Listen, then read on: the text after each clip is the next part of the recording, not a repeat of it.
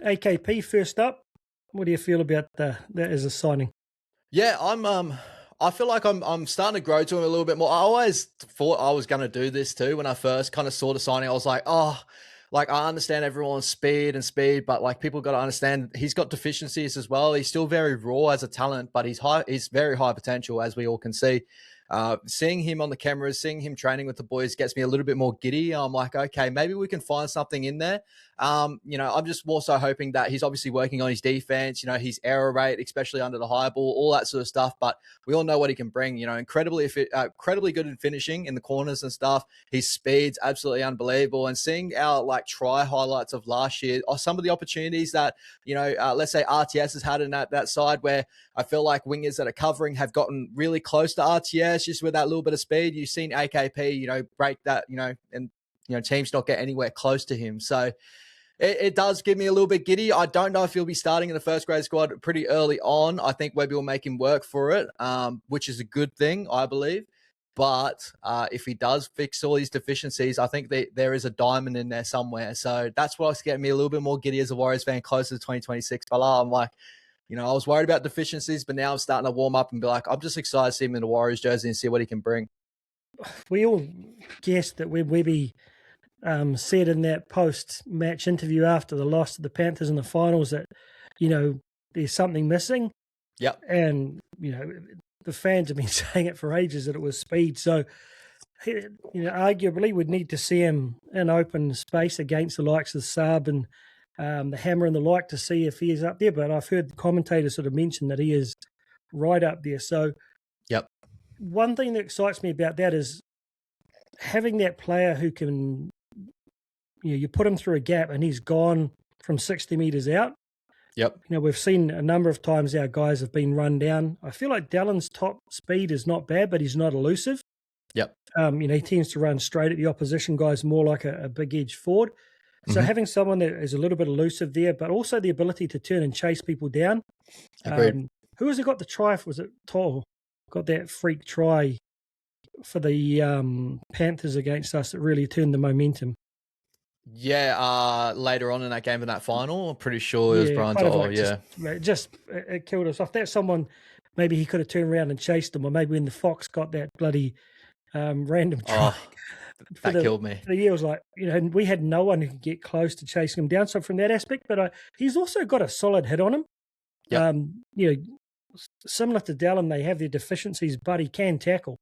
Yeah. When he gets his timing right and comes off his wing. And you can see he's a physical specimen. I didn't realise how well built he is until you see him running around there in a tank top. So that excites me. And like you say, Webby will make him work for it.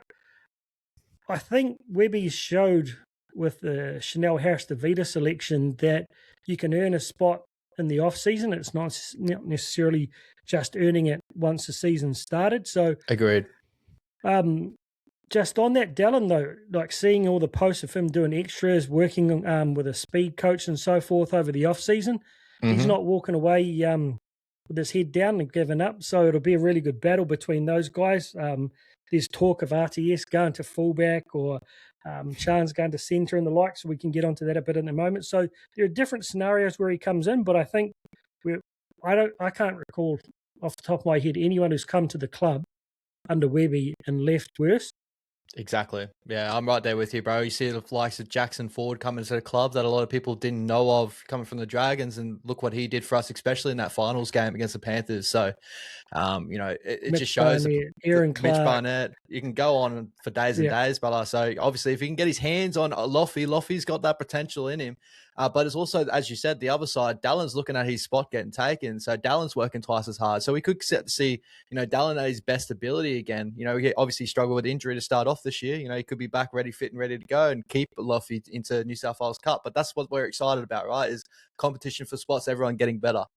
Yeah, and I love that how Webby constantly reinforces that it's a squad. It's not a match day team.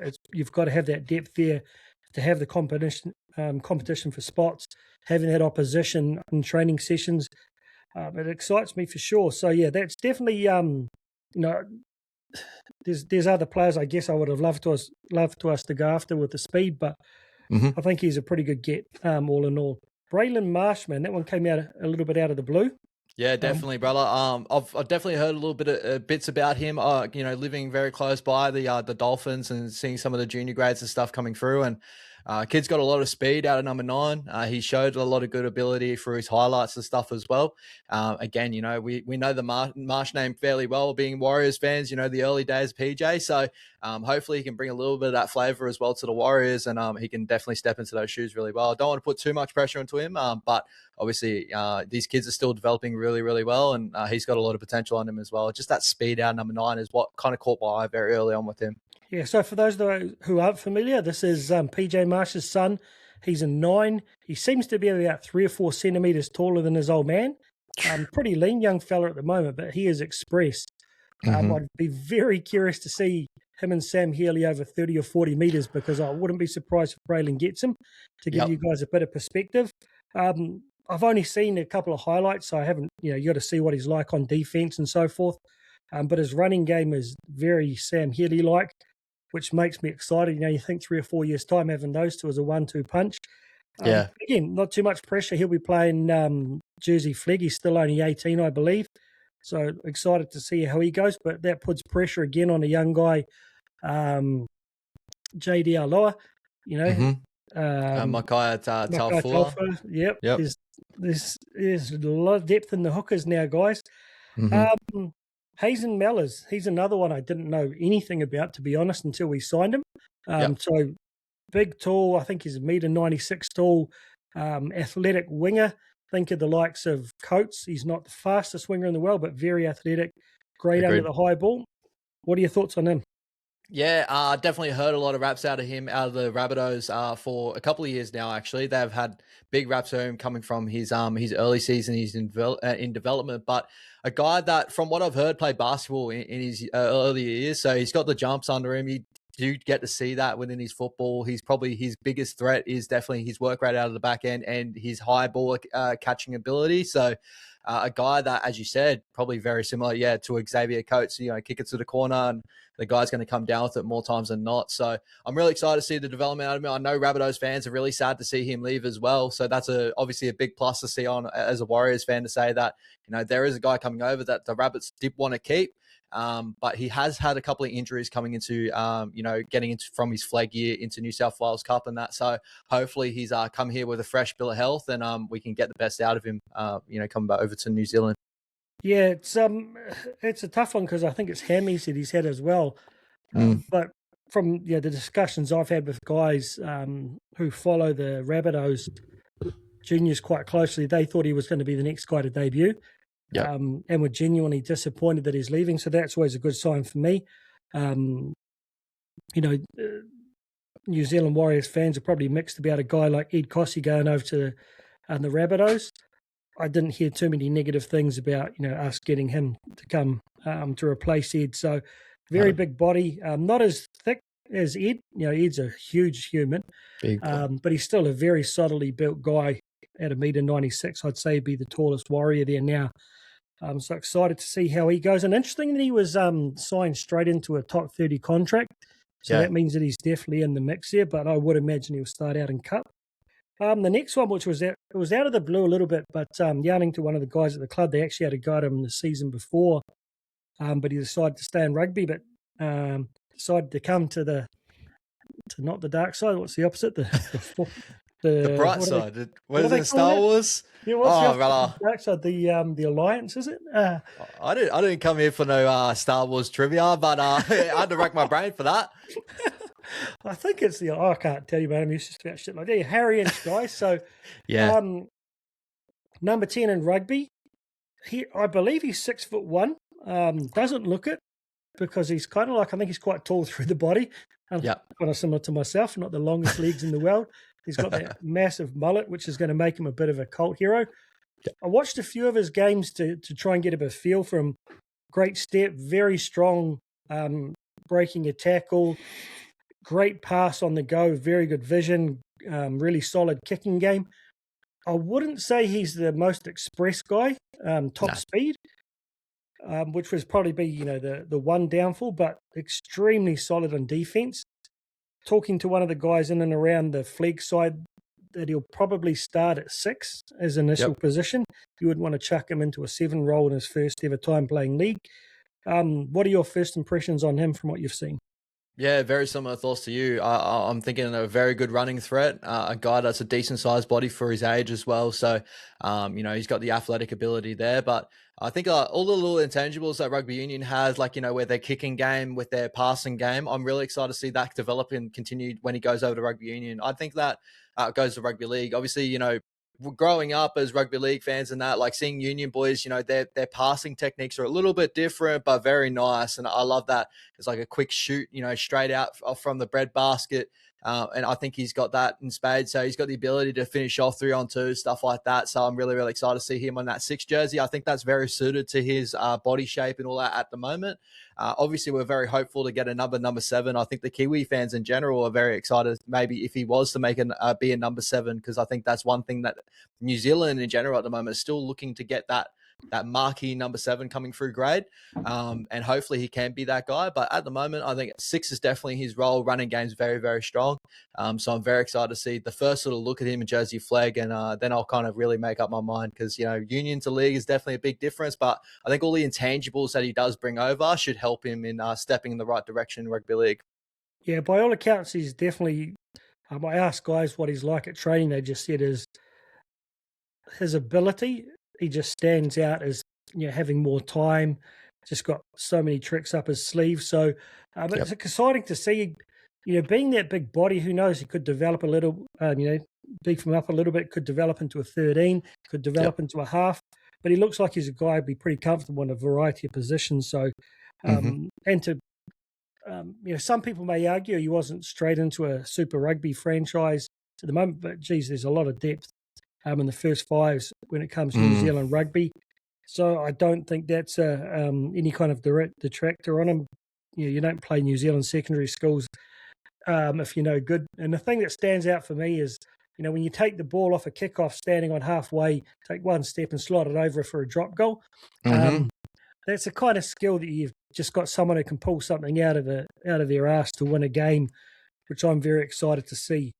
Next up, a man he's going to be directly competing against is Jye Linnane from the Knights. For those who don't know about him, he's pretty much a 6, an out-and-out 6, but I'm curious to see whether he might actually play at 7 with Harry Inch there. He came through with Fletcher Sharp, and seeing those guys make line breaks together, to me, he appears about as fast as Fletcher Sharp, which could mean he's as fast, if not faster, than our man Luke Metcalf. Yeah. To think that we could potentially have one of the fastest halves combinations ever seen in the NRL is very exciting for me. Yeah, I think that's the biggest comparison I have with Jye Linnane. Watching him through his junior grades, he reminds me so much of Luke Metcalf. I was so excited when we signed Luke Metcalf when I first saw him coming through Manly when he played that Nines comp, and then going over to the Sharkies system under the Newtown Jets, seeing Luke Metcalf's ability. Jye, he reminds me so much of Luke. A little thing that does worry, obviously, is his injury record and that coming over. Very similar to Luke Metcalf as well. But his ability from Knights fans as well that have watched him, very, very closely. They were sad to see him go. Everyone has heard his name around the Knights, building. They knew that he was going to be the next cab of the rank. They were very excited to have him around. But with, Dylan Brown and that coming over to Newcastle Knights, I think that he wanted an opportunity elsewhere. And obviously, the Warriors have been relishing in that, Sam Healy coming over for an opportunity. Jye Linnane's hoping to come over and have an opportunity in our junior grade. So I'm very, very excited for this kid, bro. Speed to burn. He's just got that ability, like very similar to Luke Metcalf, to pop his head in the right moment at the right time and game breaker. And I think that's just what Warriors fans have been wanting for a little bit now. Yeah, one thing I really wonder, like I mentioned before, we've got Luke Metcalf, Chanel Harris-Davida, Tamaiti Martin, Tanner Boyd, Luke Hanson, Jet Cleary, Harry Inch, Jye Linnane. We've got Jack Thompson and Maui Winitana Patesalia, I think it is. Winitani Patesalia. Man, I struggle with this one. A lot of depth there, like in the 21s through to 21s Cup and NRL. Whether they give him a chance at fullback, maybe at Cup, Cup, at flag level, just to see what he goes like there. That would be a really interesting one for me, given his speed. But who knows? Who knows where he ends up? He's one that I'm probably the most excited for out of all the boys that we've had, coming over. I've watched a lot of him in Newcastle, so I've been very, very excited to see when I saw his name there. I'm like, okay, we're seeing something here. And just watching his highlights day in, day out, just going, yeah, we got something special there. It's just hopefully he can stay healthy. I'm not afraid of his ability. I think his ability's there. I think it's just more staying healthy and getting around the park. That's the biggest thing for him. Yeah, it's good to see Jet Cleary posting a couple of shots of him hanging out with Jye over the off season. So good to see those boys building up a good connection. It bodes very, very well for the future there. Morgan Gannon, I think this one kind of came out of the blue again for a lot of Warriors fans, announced pretty early on last year. Coming from the Leeds Rhinos, he's a natural left edge back rower, but plays both sides, plays the middle, plays 6 and plays centre. 6'3", I believe. Big boy. 101 kgs. First impressions of him. Have you seen much of him playing? You watched a little bit of Super League? Yeah, I definitely caught his, ever since we signed him, I caught a lot more of Super League and Leeds Rhinos games than I've probably had before, to be honest. I try to always keep in track on what's going on over in the Super League, but, it's so tough when you got so much going on and all that. We're going through all the junior grades and that, but from what I've seen out of Morgan Gannon, I agree with the whole sentiment that he's this utility player, utility forward that can really fill in any sort of role that we can give him. He reminds me of what we've been using Kurt Capewell for a little period now. He's got some decent ability to play 6 for such a big body, which opens up the ability. I know we've discussed it a little bit, and you're kind of looking at it as like maybe he could be that 13 role that fill in what Dylan Walker and that has done previously as well. So he's got that ability as well. I'm very curious to see where Webby kind of sits in within the pecking order, if he starts very early in our bench or if he works off of New South Wales Cup and just sees where he goes. But I'll probably look at him at the moment as that 13 edge back rower, but a guy that can fill out in the centres and that and do a job, which we've heard about for the last couple of years. Obviously, with Marata Nikorte doing a job there, and Kurt Capewell is a very similar type of mould of edge back rower. Webby's had a lot to do with him from memory. And Richie Agar, obviously, coming over from England, he's had a lot to do with him as well. So very excited to see him come over. Hopefully he's one of those British imports. Usually British forwards go well. British outside backs, as we know, don't always go so well. So at least he's a British forward. So that's a good start. Yeah, it's funny, like the comparisons people make to him and Tompkins. It's like, bro, other than being born in the same country, there's zero comparison. Completely different Warriors environment to back in the day, completely different position. A good mate of mine works with Bodine Thompson, who played at Leeds when he arrived and made his debut at 17. He said, hard as king nails, excuse my French, just said he was too hard for his own good. That's why he got himself knocked out a couple of times, but extremely skillful. So hearing something like that from a guy who's, a hearty warrior and an experienced professional, has seen the guy, that bodes a lot higher for me than anyone who just wants to make a fan comparison to him and Sam Tompkins, who I don't think was as bad as everyone actually claimed. He wasn't the best player we've ever had, but he wasn't the worst. But, when he was interviewed just before Christmas, just talking about, the British, forwards are seen as hard, and he likes to consider himself, hard amongst those. So, we've seen some of what the Raiders have been able to do with those British forwards. So I'm excited. I guess the toughest thing will be the transition, and the culture will be so different, not having other than Agar, another POM within the system. Hopefully he adapts to that quite quickly. But I like your comparison to Kurt Capewell. A lot of similarities there. And, with Kirk being in his last year of his contract, there's cover there. But we'll talk a little bit more about how we actually see him playing, I think, when we get into the starting lineups. Because I definitely think he'll be in the mix. It's just how soon.